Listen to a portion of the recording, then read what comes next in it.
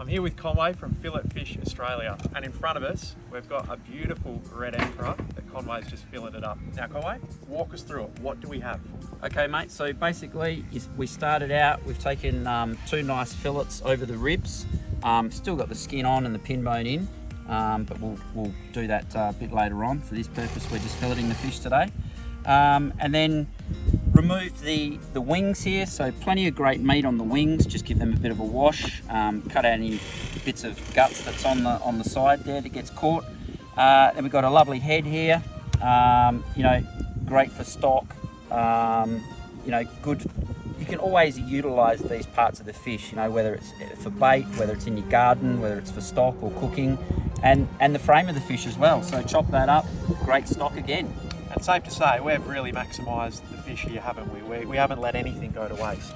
Absolutely, mate. Like even the stomach that we've taken out, you know, that doesn't even need to go to waste. That can be thrown under a tree or in your veggie patch and used as fertiliser. Now, you've got a pretty sharp knife there. Yeah.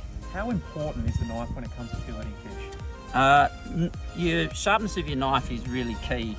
You'll really make things difficult for yourself if you don't spend some time and either learn how to sharpen a knife or get your knife sharpened by someone who knows what they're really doing.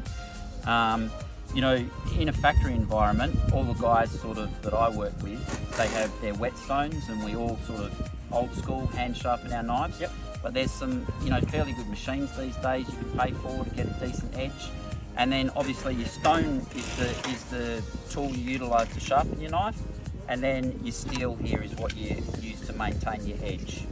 But a sharp knife is really important, and when you see people try to cut through the hard exterior of the fish or through the scales with a dull blade, it really just ends up hacking your fillet, and they generally make a bit of a mess of it. Now, do you have any hints or tips for fishers out there that might be wanting to learn more about filleting fish? Yeah, sure, mate. Like, we've obviously got our website, Fillet Fish Australia. So if they log on to or get into that, it's a free site.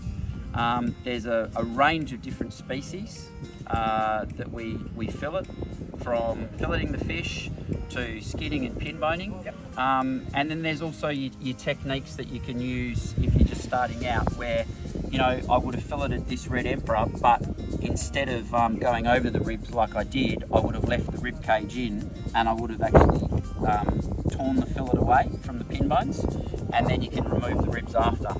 And the good thing about using that technique is when you're starting out is that the fish frame remains flat, because essentially what you have is you have on that second side, you have the fish sitting flat.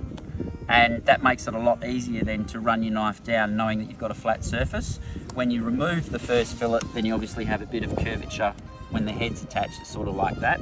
So it takes a bit of experience to sort of know how to curve your knife right to get on that second fillet. But yeah, there's plenty of videos there. I'm sure that if people jump on and have a look, there's something for everyone.